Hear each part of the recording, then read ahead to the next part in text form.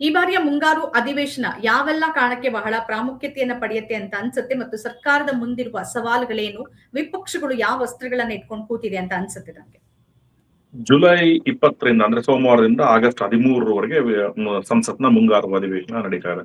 ಈ ಹೊಸದಾಗಿ ಸರ್ಕಾರ ಅಂದ್ರೆ ರಾಹುಲ್ ಗಾಂಧಿ ಅವರು ಲೋಕಸಭೆಯ ಪ್ರತಿಪಕ್ಷ ನಾಯಕರಾಗಿ 2.5 ವರ್ಷಗಳ ಅಧಿಕಾರಾವಧಿಯನ್ನ ಪೂರ್ಣಗೊಳಿಸಿರುವಂತ ಈ ಸಂದರ್ಭದಲ್ಲಿ ನಡೀತಾ ಇರುವಂತಹ ಈ ಅಧಿವೇಶನ ಹಲವಾರು ಕಾರಣಗಳಿಂದ ದೇಶದ ಗಮನವನ್ನ ಸೆಳೀತಾ ಇದೆ. ಅಂದ್ರೆ ದೇಶದ ಮುಂದೆ ಹಲವು ಸಮಸ್ಯೆಗಳಿವೆ. ಆದ್ರೆ ಸಮಸ್ಯೆಗಳ ನಡುವೆ ಒಬ್ಬ ಪ್ರತಿಪಕ್ಷ ನಾಯಕರಾಗಿ ರಾಹುಲ್ ಗಾಂಧಿ ಅವರು ತಮ್ಮ ಜವಾಬ್ದಾರಿಯನ್ನ ಎಷ್ಟರ ಮಟ್ಟಿಗೆ ನಿಭಾಯಿಸಿದ್ರು ಅಂತ. ಯಾಕೆ ಅಂತ ಹೇಳಿದ್ರೆ, ನೀಟ್ ಒಂದು ಹಗರಣವನ್ನ ಇಟ್ಕೊಂಡು ಕಾಂಗ್ರೆಸ್ ಪಕ್ಷ ದೊಡ್ಡ ರೀತಿಯಾದಂತಹ ಹೋರಾಟಕ್ಕೆ ಕರೆಯನ್ನ ಕೊಟ್ಟಿದೆ. ಅದರಲ್ಲಿ ಪ್ರಮುಖವಾಗಿ ಧರ್ಮೇಂದ್ರ ಪ್ರಧಾನ್ ಏನು HRD ಮಂತ್ರಿ ಇದ್ದಾರೆ, ಶಿಕ್ಷಣ ಮಂತ್ರಿ ಇದ್ದಾರೆ, ಅವರ ರಾಜೀನಾಮೆ ಕೊಡಬೇಕು, ಮತ್ತೆ ರಾಷ್ಟ್ರೀಯ ಟೆಸ್ಟ್ ಏಜೆನ್ಸಿ, ರಾಷ್ಟ್ರೀಯ ಪರೀಕ್ಷಾ ಆಯೋಗ ರದ್ದಾಗಬೇಕು ಅನ್ನುವ ರೀತಿಯಲ್ಲಿ ಹೋರಾಟವನ್ನ ನಡೆಸ್ತಾ ಇದೆ. ಇಂತಹ ಹೋರಾಟ ದೊಡ್ಡ ಮಟ್ಟದಲ್ಲಿ ನಡೀತಾ ಇರುವಂತ ಸಮಯದಲ್ಲಿ ಒಬ್ಬ ಪ್ರತಿಪಕ್ಷ ನಾಯಕರಾಗಿ ಅವರು ತಮ್ಮ ಜವಾಬ್ದಾರಿಯನ್ನ ಎಷ್ಟರ ಮಟ್ಟಿಗೆ ನಿಭಾಯಿಸಬೇಕು ಅನ್ನುವಂಥ ವಿಷಯದಲ್ಲಿ ದೊಡ್ಡ ಮಟ್ಟದ ಚರ್ಚೆ ನಡೀತಾ ಇದೆ. ಕಳೆದ 20 ದಿನಗಳಿಂದ ರಾಹುಲ್ ಗಾಂಧಿ ಅವರು ಪತ್ತೆ ಇಲ್ಲ. ಅಂದ್ರೆ ರಾಹುಲ್ ಗಾಂಧಿ ಅವರು ರಾಜಕಾರಣವನ್ನ ಒಂದು ಹವ್ಯಾಸವಾಗಿ ಪರಿಗಣನೆ ಮಾಡಿದಾರ, ರಾಜಕಾರಣವನ್ನ ಅಷ್ಟೊಂದು ಗಂಭೀರವಾಗಿ ಅವರು ಪರಿಗಣಿಸಿಲ್ವ? ಯಾಕೆಂದ್ರೆ ದೇಶದ ಮುಂದೆ ಇದೊಂದಷ್ಟೇ ಅಲ್ಲ, ಕೇಂದ್ರ ಕಾಂಗ್ರೆಸ್ ಪಕ್ಷ ಆಪರೇಷನ್ ಸಿಂಧೂರ್ ವಿಷಯದಲ್ಲಿ ಸಂಭವಿಸಿದ ಸಾವು ನೋವಿನ ಕುರಿತಾಗಿ ರಾಜನಾಥ್ ಸಿಂಗ್ ಕೇಂದ್ರ ರಕ್ಷಣಾ ಮಂತ್ರಿ ನೀಡಿರುವಂತಹ ಹೇಳಿಕೆಯ ವಿರುದ್ಧ ಹಕ್ಕುಚ್ಯುತಿ ನಿರ್ಣಯವನ್ನ ಮಂಡನೆ ಮಾಡಿದೆ. ಹಾಗೆ ಸಂವಿಧಾನದ 130ನೇ ತಿದ್ದುಪಡಿ, ಅಂದ್ರೆ ಯಾವುದೇ ಒಬ್ಬ ರಾಜಕಾರಣಿ ಅಂದ್ರೆ ಚುನಾಯಿತ ಪ್ರತಿನಿಧಿಯ ವಿರುದ್ಧ 30 ದಿನಗಳ ಒಳಗೆ ಅವಧಿಯವರೆಗೆ ನ್ಯಾಯಾಂಗ ಬಂಧನಕ್ಕೆ ಒಳಗಾಗುವಂತ ಯಾವ್ದಾದ್ರು ತೀರ್ಪು ಬಂದ್ರೆ ಅವರ ಶಾಸನ ಸಭೆಯ ಸದಸ್ಯತ್ವ ಅನರ್ಹಗೊಳಿಸುವಂತಹ ಒಂದು ಕಾನೂನು ಇರುವಂತದ್ದು. ಮತ್ತೆ ದೇಶದಲ್ಲಿ ದೊಡ್ಡ ಮಟ್ಟದ ಬರಗಾಲ ಕಾಣುವಂತ ಒಂದು ಆತಂಕ ನಿರ್ಮಾಣವಾಗಿದೆ. ಇದ್ರ ನಡುವೆ E20 ವೆಹಿಕಲ್ ಅಂದ್ರೆ ವಾಹನಗಳಿಗೆ, ನಿಮ್ಮ ವಾಹನಗಳಿಗೆ ಇಂಧನವನ್ನ ಏನು ಇಥೆನಾಲ್ ಮಿಶ್ರಿತ ಇಂಧನವನ್ನ ಬಳಸುವ ವಿಷಯವಾಗಿ ನಡೀತಾ ಇರುವಂತ ಒಂದು ಜನಾಕ್ರೋಶ, ಇಂತಹ ಎಲ್ಲ ವಿಷಯಗಳನ್ನ ಸಮರ್ಥವಾಗಿ ನಿಭಾಯಿಸಬೇಕಾಗಿರುವಂತ ಪ್ರತಿಪಕ್ಷ ನಾಯಕರು ಕಣ್ಮರೆಯಾಗಿದ್ದಾರೆ. ಹಾಗಾಗಿ ಅವರು ಎಷ್ಟರ ಮಟ್ಟಿಗೆ ರಾಜಕಾರಣವನ್ನ ಗಂಭೀರವಾಗಿ ಪರಿಗಣಿಸನೆ ಮಾಡಿದ್ದಾರೆ ಎನ್ನುವಂತ ಒಂದು ಚರ್ಚೆ ನಡೀತಾ ಇದೆ. ಇದರ ನಡುವೆ ನೀಟ್ ಅನ್ನುವಂತ ವಿಷಯ ಅತ್ಯಂತ ಮಹತ್ವವನ್ನ ಪಡ್ಕೊಂಡಿದೆ. ಮಂಜುಳಾ, ಇದೇನು ಅಂತ ಹೇಳಿದ್ರೆ, ನನ್ನ ಅಭಿಪ್ರಾಯದಲ್ಲಿ ಇದೊಂದು ರಾಜಕೀಯ ಸಂಘರ್ಷವಾಗಿ ನೋಡಿದ್ರೆ ಒಂದು ದೇಶದ ಶಿಕ್ಷಣ ವ್ಯವಸ್ಥೆ ಮತ್ತು ಸಾಂಸ್ಥಿಕ ವ್ಯವಸ್ಥೆ ಇರುವಂತ ಬಲವರ್ಧನೆ ಮತ್ತು ವಿಶ್ವಾಸಾರ್ಹತೆ ಈ ವಿಷಯದಲ್ಲಿ ನೋಡ್ಬೇಕಾಗತ್ತೆ. ಏಕೆಂದ್ರೆ ಏನು ನೀಟ್ ಮೇ 3ರಲ್ಲಿ ನಡೆದಂತ ಪರೀಕ್ಷೆ ದೊಡ್ಡ ಮಟ್ಟದಲ್ಲಿ ಅವ್ಯವಹಾರ ಆಯ್ತು, ಪ್ರಶ್ನೆ ಪತ್ರಿಕೆ ಬಹಿರಂಗ ಆಯ್ತು, ಲಕ್ಷಾಂತರ ವಿದ್ಯಾರ್ಥಿಗಳು ತೀವ್ರ ಆಘಾತಕ್ಕೆ ಒಳಗಾದ್ರು, ಹಲವು ಮಂದಿ ಆತ್ಮಹತ್ಯೆ ಕೂಡ ಮಾಡ್ಕೊಂಡ್ರು. ಇಂತಹ ಸಮಯದಲ್ಲಿ ಏನು ರಾಷ್ಟ್ರೀಯ ಪರೀಕ್ಷಾ ಆಯೋಗ NTA ಅನ್ನುವಂಥದ್ದು ಇಲ್ಲ, ನಾವ್ ಇನ್ ಮುಂದೆ ಹಿಂಗ್ ಮಾಡಲ್ಲ, ಕಂಪ್ಯೂಟರ್ ಬೇಸ್ಡ್ ಎಕ್ಸಾಮ್ ಅನ್ನ ಮಾಡ್ತೀವಿ ಅಂತೇಳಿ ಘೋಷಣೆಯನ್ನ ಮಾಡ್ತು. ಆದ್ರೆ UGC ನೆಟ್ ಎಕ್ಸಾಮ್ ನಲ್ಲಿ ಸೋಶಿಯಾಲಜಿ ಪೇಪರ್ ಅನ್ನ ರಾಹುಲ್ ಗಾಂಧಿ ಅವರೇ, ಪ್ರತಿಪಕ್ಷ ನಾಯಕರಾಗಿರುವಂತ ರಾಹುಲ್ ಗಾಂಧಿ ಅವರೇ ಬಹಿರಂಗ ಪಡಿಸಿದ್ದಾರೆ ಅಂತ ಒಂದು 100 ಪುಟಗಳ PDF ಅನ್ನ ಪ್ರದರ್ಶನ ಮಾಡಿದ್ರು. ಅದರಲ್ಲಿ 90% ಪ್ರಶ್ನೆಗಳು ಹೋಲಿಕೆ ಆಗ್ತಾ ಇದ್ವು. ಹೀಗಾಗಿ ನೀವು ಕಂಪ್ಯೂಟರ್ ಬೇಸ್ಡ್ ಎಕ್ಸಾಮ್ ಮಾಡ್ತೀರಿ ಅಂತ NTA ಹೊರಟಿದೆಯಲ್ಲ, ಅದು ಕೂಡ ಈ ರೀತಿಯಾದಂತ ಒಂದು ಭ್ರಷ್ಟಾಚಾರಕ್ಕೆ ಅವಕಾಶ ಆಯ್ತು. ಹೀಗಾಗಿ ವಿದ್ಯಾರ್ಥಿ ಯುವಜನರು ಮತ್ತೆ ಈ ವ್ಯವಸ್ಥೆಯ ಮೇಲೆ ಯಾವ ರೀತಿಯಾದಂತ ನಂಬಿಕೆಯನ್ನ ಇಟ್ಕೊಳ್ಬೇಕಾಗತ್ತೆ. ಧರ್ಮೇಂದ್ರ ಪ್ರಧಾನ್, ನೋ ಡೌಟ್ ಧರ್ಮೇಂದ್ರ ಪ್ರಧಾನ್ ಇದ್ರದ ಒಂದು ನೈತಿಕ ಹೊಣೆಗಾರಿಕೆಯನ್ನ ಹೊತ್ಕೊಳ್ಬೇಕು ಮತ್ತು ಅವರು ನನ್ನಿಂದ ಇದನ್ನ ನಿಭಾಯಿಸ್ಲಿಕ್ಕೆ ಆಗಿಲ್ಲ ಅಂತೇಳಿ ರಾಜೀನಾಮೆ ಕೊಟ್ಟು ಹೋಗ್ಬೇಕು. ಆದ್ರೆ ರಾಜೀನಾಮೆ ಒಂದೇ ಉತ್ತರನ ಇದಕ್ಕೆ? ಈ ವ್ಯವಸ್ಥೆ ಇರುವಂತ ಲೋಪದೋಷಗಳೇನು, ಹೇಗೆ ಈ ವ್ಯವಸ್ಥೆಯನ್ನ ಸರಿಪಡಿಸಬೇಕಾಗುತ್ತೆ? ಈ ಒಂದು ವಿಶ್ವಾಸಾರ್ಹತೆಯ ಪ್ರಶ್ನೆ, ಸಾಂಸ್ಥಿಕ ಸಂಸ್ಥೆಗಳ ಒಂದು ವಿಶ್ವಾಸಾರ್ಹತೆಯ ಪ್ರಶ್ನೆ ಉಂಟಾಗಿದೆ. ಈ ವಿಶ್ವಾಸಾರ್ಹತೆಯನ್ನ ಮೂಡಿಸುವ ನಿಟ್ಟಿನಲ್ಲಿ ಯಾವ ರೀತಿಯಾದಂತ ಬೆಳವಣಿಗೆಗಳಾಗಬೇಕು, ಇಂತಹ ಚರ್ಚೆ ಸಂಸತ್ತಿನಲ್ಲಿ ಆಗ್ಬೇಕು. ಈ ಸಂಸತ್ತಿನಲ್ಲಿ ಆಗುವಂತ ಚರ್ಚೆಗೆ ಪ್ರಮುಖ ಪ್ರತಿಪಕ್ಷವಾಗಿ ಕಾಂಗ್ರೆಸ್ ಯಾವ ರೀತಿಯಾದಂತ ತಯಾರಿಯನ್ನ ಮಾಡಿದೆ ಅನ್ನುವಂತ ಬಂದಾಗ, ನನಗಂತೂ ಯಾವ ರೀತಿ ತಯಾರಿ ನಡೆಸಿದೆ ಅನ್ನೋದ್ರ ಬಗ್ಗೆ ಇಲ್ಲಿವರೆಗೆ ಮಾಹಿತಿ ಬಂದಿಲ್ಲ. ಒಂದು ಸರ್ವಪಕ್ಷಗಳ ಸಭೆ 19ನೇ ಕೇಂದ್ರ ಸರ್ಕಾರ ಒಂದು ಸಾಂಪ್ರದಾಯಿಕವಾಗಿ ಕರೀತಾ ಇದೆ, ಅದಕ್ಕೆ ಒಂದು ತಯಾರಿ ನಡೆಸಿದೆ ಬಿಟ್ರೆ ಇಂತಹ ಇದನ್ನ ಎಲ್ಲಿ ಕೈಗೊಳ್ಬೇಕಾಗಿತ್ತ ಅದನ್ನ ಕಂಡಿಲ್ಲ. ಇನ್ನು ಪ್ರತಿಪಕ್ಷ, ಇಲ್ಲಿ ಆಡಳಿತ ಪಕ್ಷಕ್ಕೆ ದೊಡ್ಡ ಸಮಸ್ಯೆಗಳಿದೆ, ಸವಾಲುಗಳಿದೆ, ಉತ್ತರ ಕೊಡ್ಬೇಕಾಗಿರುವಂತ ಜವಾಬ್ದಾರಿ ಇದೆ. ಆಡಳಿತ ಪಕ್ಷ ಅದನ್ನ ಕೊಡ್ಲೇಬೇಕು. UGC ಪಕ್ಕಕ್ಕಿಟ್ಟು ಸ್ವಲ್ಪ ನೋಡಿದ್ರೆ SP ಬಹಳ ಕಾಕತೆಯಿಂದ ಕಾಣ್ತಿರೋದು ಅಯೋಧ್ಯೆ ವಿಚಾರವನ್ನ, ಅಲ್ಲಿ ರಾಮ ಮಂದಿರ ದೇಣಿಗೆ ಕಳುವು ಪ್ರಕರಣವನ್ನ ಬಹಳ ಗಂಭೀರವಾಗಿ ಪ್ರಸ್ತಾಪ ಮಾಡ್ಬೇಕು ಅಂತ SP ಕಾದುಕೋತಿದೆ. ಇನ್ನು ಪಶ್ಚಿಮ ಬಂಗಾಳದ ಅಲ್ಲಿನ ಲಾ ಅಂಡ್ ಆರ್ಡರ್ ಬಗ್ಗೆ ಇರುವ ಟಿಎಂಸಿ ಈಗಿರುವ ಟಿಎಂಸಿ ಅದರ ಬಗ್ಗೆ ಮಾತಾಡೋದಕ್ಕೆ, ಆಮ್ ಆದ್ಮಿ ಪಕ್ಷ ಕೂಡ ಅಯೋಧ್ಯೆ ಬಗ್ಗೆ ಮಾತಾಡೋದಕ್ಕೆ, ರಾಹುಲ್ ಗಾಂಧಿ ಅವರನ್ನ ಹೊರತುಪಡಿಸಿ ಇನ್ನೊಂದು ತಂಡ ಬೇರೆ ವಿಚಾರಗಳನ್ನ ಇಟ್ಕೊಂಡು ಸಿದ್ಧವಾಗಿದೆ. ಇದ್ರ ಬಗ್ಗೆ ಏನ್ ಅನ್ಸುತ್ತೆ? ಅಲ್ಲ, ಅದಕ್ಕೆ ನಾನು ಹೇಳ್ತೇನೆ, ಒಂದು ಪ್ರತಿಪಕ್ಷ ರಾಹುಲ್ ಗಾಂಧಿ ಅವರು ಈ ರೀತಿಯಾದಂತಹ ಒಂದು ಅವರ ನಾಯಕತ್ವದ ಬಗ್ಗೆ ಜನ ಒಂದು ರೀತಿಯಲ್ಲಿ ಅನುಮಾನದಿಂದ ಇವರು ಈ ನಾಯಕನ ಬಗ್ಗೆ ಒಂದು ವಿಶ್ವಾಸ ಇಡ್ಬೋದಾ, ಇವರು ರಾಜಕಾರಣವನ್ನ ಗಂಭೀರವಾಗಿ ಪರಿಗಣಿಸಿದ್ದಾರೆ, ದೇಶದಲ್ಲಿ ಇಂತಹ ಸಮಸ್ಯೆಗಳಿರುವಂತಹ ಸಮಯದಲ್ಲಿ ಇವರು ಎಷ್ಟರ ಮಟ್ಟಿಗೆ ಜವಾಬ್ದಾರಿಯನ್ನ ನಿಭಾಯಿಸಿದ್ದಾರೆ ಅನ್ನುವಂಥ ಒಂದು ಕಡೆ. ಹಾಗೆ ಕೇಂದ್ರ ಸರ್ಕಾರ ಈ ಹಲವಾರು ಪ್ರಶ್ನೆಗಳಿಗೆ, ನಾ ಈಗೆಲ್ಲ ಹೇಳಿದ್ನಲ್ಲ, ಈ ಎಲ್ಲ ಪ್ರಶ್ನೆಗಳಿಗೆ, ಹಾಗೆ ನೀವು ಹೇಳಿದ್ರಲ್ಲ ಆ ಪ್ರಶ್ನೆಗಳಿಗೂ ಕೇಂದ್ರ ಸರ್ಕಾರ ಉತ್ತರ ಕೊಡಲೇಬೇಕಾಗಿದೆ. ಯಾಕೆಂದ್ರೆ 2.5 ವರ್ಷಗಳ ಆಡಳಿತಾವಧಿ, ಅಂದ್ರೆ ಈ ಅವಧಿಯಲ್ಲಿ ಬಂದಂತ 2024 ಚುನಾವಣೆಯಲ್ಲಿ ಗೆದ್ದ ನಂತರದಲ್ಲಿ ಬಂದಿರುವಂತಹ ಈ ಸರ್ಕಾರ 2.5 ವರ್ಷ ಅರ್ಧ ಅವಧಿಯನ್ನ ಮುಗಿಸಿರುವಂತಹ ಸಮಯದಲ್ಲಿ ಅತ್ಯಂತ ಹೆಚ್ಚು ಜವಾಬ್ದಾರಿಯಿಂದ ವರ್ತನೆ ಮಾಡಬೇಕಾಗುತ್ತೆ, ಜನರ ಮುಂದೆ ಇರುವಂತಹ ಸಮಸ್ಯೆಗಳಿಗೆ ಉತ್ತರವನ್ನು ಕೊಡಬೇಕಾಗುತ್ತೆ. ಈ ನಿಟ್ಟಿನಲ್ಲಿ ಕೇಂದ್ರ ಸರ್ಕಾರವನ್ನ ಇಕ್ಕಟ್ಟಿಗೆ ಸಿಲುಕಿಸಬೇಕಾಗಿರುವಂತಹ ಪ್ರತಿಪಕ್ಷ ಒಂದ್ ರೀತಿಯಲ್ಲಿ ವಿಭಜನೆ ಆಗಿದೆ ಅಂತ ಹೇಳಿದ್ರು ತಪ್ಪಾಗ್ಲಿಕ್ಕಿಲ್ಲ. ಯಾಕೆ ಹೇಳಿದ್ರೆ ಸಮಾಜವಾದಿ ಪಕ್ಷ ಅಲ್ಲಿನ ಮುಂದಿನ ವಿಧಾನಸಭೆ ಚುನಾವಣೆಯನ್ನ ದೃಷ್ಟಿಯಲ್ಲಿ ಇಟ್ಟುಕೊಂಡು ರಾಮ ಮಂದಿರ ವಿಷಯವನ್ನ ಪ್ರಸ್ತಾಪ ಮಾಡ್ತಾ ಇದೆ. ಪಶ್ಚಿಮ ಬಂಗಾಳದಲ್ಲಿ ರಾಜಕೀಯ ಅಸ್ತಿತ್ವದ ಒಂದು ಅಪಾಯವನ್ನು ಎದುರಿಸ್ತಾ ಇರುವಂತಹ ತೃಣಮೂಲ ಕಾಂಗ್ರೆಸ್ ಪಕ್ಷ ಅಲ್ಲಿನ ಲಾ ಅಂಡ್ ಆರ್ಡರ್ ಸಿಚುವೇಶನ್ ಅನ್ನ ಇಟ್ಕೊಳ್ತಾ ಇದೆ. ಇದರ ನಡುವೆ ಏನು ಆಮ್ ಆದ್ಮಿ ಪಕ್ಷದ ಸಂಸದರು ದೊಡ್ಡ ಮಟ್ಟದಲ್ಲಿ ಗುಳೆ ಹೋಗಿದ್ದಾರೆ, ಟಿಎಂಸಿಯ 20 ಮಂದಿ ಸಂಸದರು ಗುಳೆ ಹೋಗಿದ್ದಾರೆ.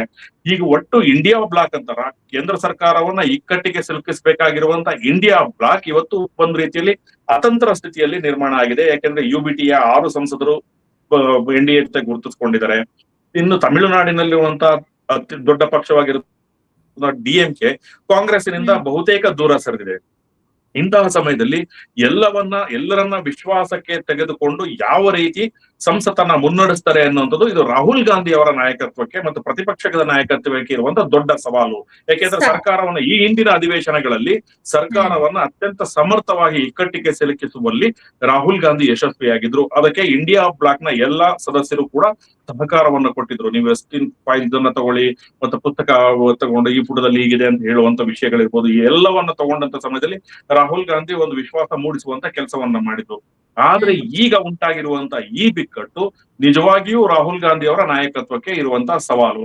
ಈಗ ಇದಿಷ್ಟೇ ಅಲ್ಲದೆ ಡಿಲಿಮಿಟೇಷನ್, ಸಂವಿಧಾನದ ತಿದ್ದುಪಡಿ ವಿಷಯ ಖಂಡಿತವಾಗಿ ಈ ಅಧಿವೇಶನದಲ್ಲಿ ಬಂದೇ ಬರುತ್ತೆ. ಇದು ಒಂದು ರೀತಿಯಾದಂತ ಎಚ್ಚರಿಕೆಯ ಸಂದೇಶ ಆಗಿದೆ. ಹಾಗಾಗಿ DMK ಪಕ್ಷ ಇಂಡಿಯಾ ಬ್ಲಾಕ್ ನಲ್ಲಿ ಅಂದಿನ ಒಂದು ಪ್ರತಿಪಕ್ಷನ ಒಂದು ಹೋರಾಟವನ್ನ ಬೆಂಬಲಿಸಿದಂತ DMK, TMC ಮತ್ತೆ UBTಯ ಸಂಸದರು ಯಾವ ನಿಲುವನ್ನ ತಗೊಳ್ತಾರೆ, ಇದು ಒಂದು ಡಿಲಿಮಿಟೇಷನ್ ಮತ್ತೆ ಮಹಿಳಾ ಮೀಸಲಾತಿ ವಿಧೇಯಕ ಎರಡು ಒಟ್ಟಾಗಿ ಬಂದ ಸಂವಿಧಾನ ತಿದ್ದುಪಡಿ ಆಯ್ತು ಅಂದ್ರೆ ಇನ್ನೂ ಸುಮಾರು 40-45 ಸಂಸದರ ಕೊರತೆ ಇದೆ ಅವರಿಗೆ. ಈಗ ಮಂಡಿಸಿದ್ರು ಕೂಡ ಬೇಕಾದಂತ 2/3 ಮೆಜಾರಿಟಿ ಕೂಡ ಇಲ್ಲ, ಇಷ್ಟು ಜನ ಹೋದ್ರು ಅಲ್ವಾ? ಅದೇ ಆ 2/3 ಮೆಜಾರಿಟಿಯನ್ನ ಗೈನ್ ಮಾಡ್ಲಿಕ್ಕೆ ಸರ್ಕಾರ ಪ್ರಯತ್ನವನ್ನ ಮಾಡ್ತಾ ಇದೆ. NDA ಮೈತ್ರಿಕೂಟ ಪ್ರಧಾನಿ ನರೇಂದ್ರ ಮೋದಿ ಮತ್ತು ಕೇಂದ್ರ ಗೃಹ ಮಂತ್ರಿ ಅಮಿತ್ ಶಾ ಅವರು ಪ್ರತಿಪಕ್ಷಗಳನ್ನ ವಿಭಜಿಸಿ ಬೆಂಬಲವನ್ನ ಕ್ರೋಢೀಕರಿಸುವ ನಿಟ್ಟಿನಲ್ಲಿ ಕೆಲಸವನ್ನ ಮಾಡ್ತಾ ಇದ್ದಾರೆ. ಅದಕ್ಕೆ ಹೇಳಿದೆನು, ಇದು ಈ ಅಧಿವೇಶನ ಕೇಂದ್ರ ಸರ್ಕಾರಕ್ಕೆ ಜವಾಬ್ದಾರಿ ಇದೆ ನಿಜ, ಕೇಂದ್ರ ಸರ್ಕಾರಕ್ಕೆ ಸವಾಲಿನ ವಿಷಯ. ಆದ್ರೆ ಅದಕ್ಕಿಂತ ಹೆಚ್ಚು ಸವಾಲಿರುವಂತದ್ದು ರಾಹುಲ್ ಗಾಂಧಿ ಅವರ ನಾಯಕತ್ವ ಮತ್ತು ಇದು ಇಂಡಿಯಾ ಮೈತ್ರಿಕೂಟಕ್ಕೆ, ಇಂಡಿಯಾ ಬ್ಲಾಕ್ಗೆ. ಹಾಗಾಗಿ ಈ ಸವಾಲನ್ನ ಇವ್ರು ಎಷ್ಟರ ಮಟ್ಟಿಗೆ ನಿಭಾಯಿಸ್ತಾರೆ ಅನ್ನೋದು ತುಂಬಾ ಗಮನ ಸೆಳೆಯುವಂತ ವಿಷಯ ಆಗಿದೆ. ಈ 12 ವರ್ಷಗಳಲ್ಲಿ ಈಗ NDA ಅಧಿಕಾರಕ್ಕೆ ಬಂದಾಗಲಿಂದ ಈ ರೀತಿಯ ಸ್ಥಿತಿಯನ್ನ ಯಾವತ್ತಾದ್ರೂ ನರೇಂದ್ರ ಮೋದಿ ಅವರ ನೇತೃತ್ವದ ಸರ್ಕಾರ ಎದುರಿಸಿತ್ತು ಅಂತ ಅನ್ಸುತ್ತೆ. ಯಾಕಂದ್ರೆ ಇರ್ಬೋದು, ಈಗ ವಿಪಕ್ಷಗಳ ಸಂಖ್ಯೆ ಕಡಿಮೆ ಆಗಿರ್ಬೋದು, ಅವರನ್ನ ಒಡೆದಿರ್ಬೋದು, ಒಂದ್ ತಂಡಗಳು ಎಲ್ಲಾ ಪಕ್ಷದಿಂದ ಈಗ NDA ಸೇರ್ಕೊಂಡಿರ್ಬೋದು. ಆದ್ರೆ ಇರುವ ಸಮಸ್ಯೆಗಳಿದೆಯಲ್ಲ, ಅದು ಜನರ ನಿಜವಾದ ಸಮಸ್ಯೆ ಆಗಿದೆ. ಜನ ಅದಕ್ಕೆ ಪ್ರತಿಕ್ರಿಯಿಸ್ತಿದ್ದಾರೆ. ಇಲ್ಲಿ ತನಕ ಇಷ್ಟರವರೆಗಿನ ಲೋಕಸಭೆಯಲ್ಲಿ ವಿಪಕ್ಷ ನಾಯಕರಾಗಿ ರಾಹುಲ್ ಗಾಂಧಿ ಏನೇ ಮಾತಾಡಿದ್ರು ಹೆಚ್ಚಿನ ಜನ ಅದನ್ನ ಒಪ್ಕೊಳಕ್ ತಯಾರಿರ್ಲಿಲ್ಲ. ಯಾಕೆಂದ್ರೆ ಇವರ ಪರವಾಗಿನೇ ಇದ್ರು. ಆದ್ರೆ ಈಗ ನೀಟ್ ಇರ್ಬೋದು, ರಾಮ ಮಂದಿರ ಇರ್ಬೋದು, ಡಿಲಿಮಿಟೇಷನ್ ಇರ್ಬೋದು, ಅಥವಾ ಇನ್ನೂ ಅನೇಕ ನೀವು ಹೇಳ್ದಂಗೆ E20 ಅದು ಬಹಳ ದೊಡ್ಡ ಸಮಸ್ಯೆ. ಇದೆಲ್ಲವೂ ಜನ ವಿಪಕ್ಷದ ಕಡೆಗೆ ಅಂದ್ರೆ ಅಥವಾ ಆ ಆಲೋಚನೆ ಕಡೆ ನಿಲ್ಲುವಂತೆ ಮಾಡಿದೆ. ಇದನ್ನ ಹೇಗ್ ನೋಡ್ತೀರಿ ತಾವು? ಅದನ್ನ ನಾನು ಹೇಳಿದ್ದು, ಇಂತಹ ಜನ ಆಕ್ರೋಶ ವ್ಯಕ್ತ ಆಗಿದೆ. ಈಗ ನೀವು ಹೇಳಿದ್ರೆ E20 ವಿಷಯದಲ್ಲಿ ಕೇಂದ್ರ ಸರ್ಕಾರ ಸುಪ್ರೀಂ ಕೋರ್ಟ್ ಮುಂದೆ ಒಂದು ಅಫಿಡವಿಟ್ ಅನ್ನ ಹಾಕುತ್ತೆ, ನಾವು ಇದನ್ನ ಒಂದು ಪ್ರಯೋಗಾತ್ಮಕವಾಗಿ ಜಾರಿಗೊಳಿಸ್ತಾ ಇದೀವಿ ಅಂತಂದ್ರೆ ಇಥನಾಲ್ ಅಂದ್ರೆ ಒಂದು ಅದ್ಭುತವಾದಂತ ಯೋಜನೆ. ನಾವು ತೈಲ ಸಂಪನ್ಮೂಲದಲ್ಲಿ ಇದರಲ್ಲಿ ನಾವು ಅವಲಂಬನೆಯನ್ನ ಕಡಿಮೆ ಮಾಡ್ಕೊಳ್ಬೇಕು. ಆ ನಿಟ್ಟಿನಲ್ಲಿ ಮತ್ತೆ ದೇಶದ ಒಂದು ಆರ್ಥಿಕ ವ್ಯವಸ್ಥೆಯನ್ನ ಸರಿದಾರಿಗೆ ತರುವ ದೃಷ್ಟಿಯಿಂದ ಹೆಚ್ಚಿನ ಅವಲಂಬನೆ ನಮ್ಮ ಒಟ್ಟು ಸಂಪನ್ಮೂಲ ತೈಲೋತ್ಪನ್ನಗಳ ಖರೀದಿಗೆ ಹೋಗ್ತಾ ಇದೆ. ಇದನ್ನ ತಡೆಗಟ್ಟುವ ದೃಷ್ಟಿಯಿಂದ, ಸ್ವಾವಲಂಬನೆ ಸಾಧಿಸುವ ದೃಷ್ಟಿಯಿಂದ ಏನು ಎಥೆನಾಲ್ ಮಿಶ್ರಣದಂತ ಒಂದು ಐಡಿಯಾ ಇದೆಯಲ್ಲ, ಸೂಪರ್ ಐಡಿಯಾ. ಆದ್ರೆ ಅದು ಅಟ್ ವಾಟ್ ಕಾಸ್ಟ್ ಅಂತ ಹೇಳಿ, ನೀವು ನನ್ನ ವೆಹಿಕಲ್ ನಾನು ದುಡ್ಡು ಕೊಟ್ಟು ಖರೀದಿ ಮಾಡಿದೀನಿ, ನನ್ನ ವೆಹಿಕಲ್ಗೆ ನೀವು ಎಥೆನಾಲ್ ಮಿಶ್ರಿತ ಪೆಟ್ರೋಲ್ ಅನ್ನ ಸೇಮ್ ರೇಟ್ಗೆ, ರೇಟ್ ಕಡಿಮೆ ಇಲ್ಲ, ಸೇಮ್ ರೇಟ್ಗೆ ಹಾಕಿ ನನ್ನ ವಾಹನದ ಮೇಲೆ ಪ್ರಯೋಗ ಮಾಡ್ತಾ ಇದ್ದೀರಿ. ಅದರಿಂದ ನನಗಾಗುವಂತ ತೊಂದರೆಗೆ E10 ಒಂದು E20 ಒಂದು ಅಥವಾ ಪೂರ್ಣ ಪ್ರಮಾಣದ ಪೆಟ್ರೋಲ್ ಒಂದಿದ್ರೆ ಜನ ಅವ್ರಿಗೆ ಯಾವ್ದು ಬೇಕೋ ಅದನ್ನ ಹಾಕಿಸ್ಕೋತಿದ್ರು, ಆಯ್ಕೆನೆ ಕೊಟ್ಟಿಲ್ಲ, ಹೇಳಿಕೆ. ಅದನ್ನ ನಾನು ಹೇಳಿದ್ವಿ, E20 ವೆಹಿಕಲ್ ಅನ್ನ E20 ಹಾಕೊಳ್ತೀವಿ, ಅದು ನನ್ನ ವೆಹಿಕಲ್ಗೆ ಬೆಲೆ, ಅದಕ್ಕಾಗಿ ಬೆಲೆ ಆ ಪೂರ್ಣ ಪ್ರಮಾಣದ ಪೆಟ್ರೋಲ್ ಮತ್ತೆ E20 ಇರುವಂತ ಪೆಟ್ರೋಲ್ ವ್ಯತ್ಯಾಸ ಇದೆಯಾ? ಇಲ್ಲ, ಎರಡು ಸೇಮ್ ವ್ಯತ್ಯಾಸ. ನಾನು ಆಮೇಲೆ ಒಬ್ಬ ಮಿಡಲ್ ಕ್ಲಾಸ್ ನಾನಾಗಿ ನಾನು ಯೋಚನೆ ಮಾಡೋದು ಹೇಗೆಂದ್ರೆ, ನಾನು ಕೊಳ್ಳುವಂತ ವಾಹನ ಮತ್ತೆ ನಾನು ಹಾಕಿಸುವಂತ ವಾಹನಕ್ಕೆ ಎಷ್ಟು ಮೈಲೇಜ್ ಕೊಡುತ್ತೆ ಅಂತ. ಇಥೆನಾಲ್ ಬಳಸಿದ್ರೆ ಮೈಲೇಜ್ 5% ಡ್ರಾಪ್ ಆಗುತ್ತೆ, ಅದು ನನ್ನ ಲಾಸು. ಮತ್ತೆ ವೆಹಿಕಲ್ ಏನಾದ್ರು ತೊಂದರೆ ಆಯ್ತು ಅಂತಂದ್ರೆ, ಎಂಜಿನ್ ತೊಂದರೆ ಆಯ್ತು ಅಂದ್ರೆ ರಿಪೇರಿ ಮಾಡಿಸ್ಕೊಳ್ಳೋದು ನನ್ನ ಖರ್ಚಿನಿಂದ, ಇಂಧನ ಹಾಕೋದು ನನ್ನ ಖರ್ಚಿನಿಂದ. ಕೇಂದ್ರ ಸರ್ಕಾರ ಪ್ರಯೋಗ ಮಾಡ್ತಾ ಇದೆ. ಹಾಗಾಗಿ ನನ್ನ ಹಣದಿಂದ ನೀವು ಯಾವ ರೀತಿಯಾದ ಪ್ರಯೋಗ ಮಾಡ್ತೀರಿ ಅನ್ನುವಂತ ಪ್ರಶ್ನೆಯನ್ನ ಜನ ಕೇಳ್ತಾರೆ. ಹೌದು, ನಾನು E20 ವೆಹಿಕಲ್ ಹಾಕೊಳ್ತೀನಿ ಅಂದ್ರೆ ತೈಲ ಬೆಲೆ ರೆಗ್ಯುಲರ್ ಪೆಟ್ರೋಲ್ಗಿಂತ E20 ಕಡಿಮೆ ಇರಬೇಕು, ಮೈಲೇಜ್ ಕಡಿಮೆ ಆಗಿದ್ರಿಂದ ಅದನ್ನ ಕಾಂಪನ್ಸೇಟ್ ಮಾಡಬೇಕು. ನನ್ನ ವೆಹಿಕಲ್ ಹಾಳಾಯ್ತು ಅಂದ್ರೆ ನೀವು ಫ್ರೀ ಆಫ್ ಕಾಸ್ಟ್ ಅಲ್ಲಿ ರಿಪೇರಿ ಮಾಡ್ಕೊಡ್ಬೇಕು, ಇನ್ಶೂರೆನ್ಸ್ ಅಲ್ಲಿ ವ್ಯತ್ಯಾಸ ಆದ್ರೆ ಮಾಡ್ಕೊಡ್ಬೇಕು. ಈ ರೀತಿಯಾದಂತ ಏನಾದ್ರು ನನಗೆ ಬೆನಿಫಿಟ್ಸ್ ಅನ್ನ ಕೊಟ್ಟು ನೀವು ಪ್ರಯೋಗ ಮಾಡಿದ್ರೆ ಒಪ್ಕೊಳ್ತೀನಿ. ಆದ್ರೆ ಅದನ್ನ ಬಿಟ್ಟು ಸಂಪೂರ್ಣವಾಗಿ ನಾನು ಇದು ಪ್ರಯೋಗಾತ್ಮಕವಾಗಿದೆ ಅಂತ ಸುಪ್ರೀಂ ಕೋರ್ಟ್ ಅಲ್ಲಿ ಅಫಿಡವಿಟ್ ಹಾಕಿ ನನ್ನ ವಾಹನದ ಜೊತೆ, ನನ್ನ ಹಣದ ಜೊತೆ ನೀವು ಪ್ರಯೋಗ ಮಾಡ್ತಿರೋದು ಎಷ್ಟರ ಮಟ್ಟಿಗೆ ಸರಿ ಅಂತ ಜನಾಕ್ರೋಶ ವ್ಯಕ್ತವಾಗ್ತಾ ಇದೆ. ಇದನ್ನ ಕೇಳ್ಬೇಕಾಗಿರುವಂತ ಧ್ವನಿ ರಾಹುಲ್ ಗಾಂಧಿ ಅವರ ನಾಯಕತ್ವ, ಅದ್ರ ಬಗ್ಗೆ ಜನ ಗಮನ ಹರಿಸ್ತಾ ಇದ್ದಾರೆ. ನಾ ಹೇಳಿದ್ನಲ್ಲ, ನೀಟ್ ವ್ಯವಸ್ಥೆ ಬೇಡ, ನಮಗೆ ಬೇರೆ ವ್ಯವಸ್ಥೆ ಬೇಕು, NTA ಬೇಡ, ಅದನ್ನ ಸಮಗ್ರವಾಗಿ ಬದಲಾವಣೆ ಮಾಡಬೇಕು ಅಂತ ಜನ ಆಕ್ರೋಶ ವ್ಯಕ್ತ ಆಗ್ತಾ ಇದೆ.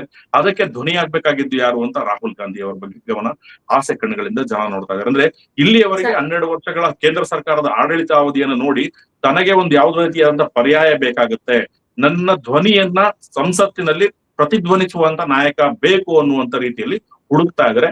ಆದ್ರೆ ಆ ಜವಾಬ್ದಾರಿಯನ್ನ ತೆಗೆದುಕೊಳ್ಳುವ ನಿಟ್ಟಿನಲ್ಲಿ ರಾಹುಲ್ ಗಾಂಧಿ ಒಂದು ಕೆಲಸ ಮಾಡ್ಬೇಕಾಗಿತ್ತು. ಆದ್ರೆ ಈ ಒಂದು ಕ್ರೂಷಿಯಲ್ ಟೈಮ್ ಅಂತ ಇವರೇ ಹೋರಾಟ ಕರೆ ಕೊಟ್ಟಿದ್ದಾರೆ. ಧರ್ಮೇಂದ್ರ ಪ್ರಧಾನ್ ರಾಜೀನಾಮೆ, NTA ಬದಲಾವಣೆ, ಈ ರೀತಿಯಾದಂತ ಕರೆಯನ್ನ ಕೊಟ್ಟು ದೊಡ್ಡ ಹೋರಾಟ ನಡೆಸ್ತಾ ಇದ್ದಾರೆ. ಕಾಕ್ರೋಚ್ ಪಾರ್ಟಿ ಅಂತ ಒಂದು ಯಂಗ್ ಮೈಂಡ್ ಹೋರಾಟ ನಡೆಸ್ತಾ ಇದೆ. ಇಂತಹ ಸಮಯದಲ್ಲಿ ಪ್ರತಿಪಕ್ಷ ನಾಯಕರು ಕಣ್ಮರೆಯಾಗಿದ್ದಾರೆ ಅಂತ ಅಂದಾಗ ಜನರಲ್ಲಿ ಒಂದ್ ರೀತಿ ಏನಪ್ಪಾ, ನಾವ್ ಯಾರನ್ನ ನಂಬಬೇಕು, ಕೇಂದ್ರ ಸರ್ಕಾರವಾ, ಪ್ರತಿಪಕ್ಷವಾ, ನಮಗೆ ಧ್ವನಿಯೇ ಇಲ್ದಾಯ್ತಾ ಅನ್ನುವ ರೀತಿಯಲ್ಲಿ ಒಂದು ಆತಂಕ ಪಡುವಂತ ವಾತಾವರಣ ಸೃಷ್ಟಿಯಾಗಿದೆ. ಹಾಗಾಗಿ ಆ ಜನರಲ್ಲಿ ವಿಶ್ವಾಸ ಮೂಡಿಸುವಂತ ಕೆಲಸವನ್ನ ಪ್ರತಿಪಕ್ಷವಾಗಿ ಮಾಡಬೇಕು. ಸರ್ಕಾರ ಹೌದು ನಾನು ತಪ್ಪು ಮಾಡಿದೀನಿ, ಸರಿಪಡಿಸ್ಕೊಳ್ತೀನಿ ಅನ್ನುವಂತ ಸರಿಯಾದ ನಿರ್ಧಾರವನ್ನ ಈ ಸಂಸತ್ತಿನ ಅಧಿವೇಶನದಲ್ಲಿ ಮಾಡ್ತಾರಾ ಅನ್ನುವಂತ ನಿರೀಕ್ಷೆಯಲ್ಲಿ ಜನ ಇದ್ದಾರೆ. ಕಾದ್ ನೋಡೋಣ ಏನಾಗುತ್ತೆ ಅಂತ. ನಟರಾಜ್ ಅವರೇ, ಇಷ್ಟೊತ್ತಿ ವಿಚಾರದ ಬಗ್ಗೆ ತಮ್ಮ ಪಾಯಿಂಟ್ ಆಫ್ ವ್ಯೂ ನಮ್ಮ ಜೊತೆ ಹಂಚ್ಕೊಂಡ್ರಿ. ಧನ್ಯವಾದ, ನಮಸ್ಕಾರ. Thank you. ಆದ್ಮೇಲೆ ಇದಾಗಿತ್ತು ಇವತ್ತಿನ ವಾರ್ತಾ ಭಾರತೀಯ ಪಾಯಿಂಟ್ ಆಫ್ ವ್ಯೂ ಕಾರ್ಯಕ್ರಮ. ಈ ತರದ ಬೇರೆ ಬೇರೆ ಕಾರ್ಯಕ್ರಮಗಳು, ಚರ್ಚೆಗಳನ್ನ ತಾವು ನೋಡ್ಬೇಕು ಅಂತಂದ್ರೆ ನಮ್ಮ ಚಾನೆಲ್ ಅನ್ನ ಸಬ್ಸ್ಕ್ರೈಬ್ ಮಾಡಿ, ನಮ್ಮ ಕಾರ್ಯಕ್ರಮಗಳನ್ನ ಲೈಕ್ ಮಾಡಿ ಮತ್ತು ಶೇರ್ ಮಾಡಿ. ನಮಸ್ಕಾರ.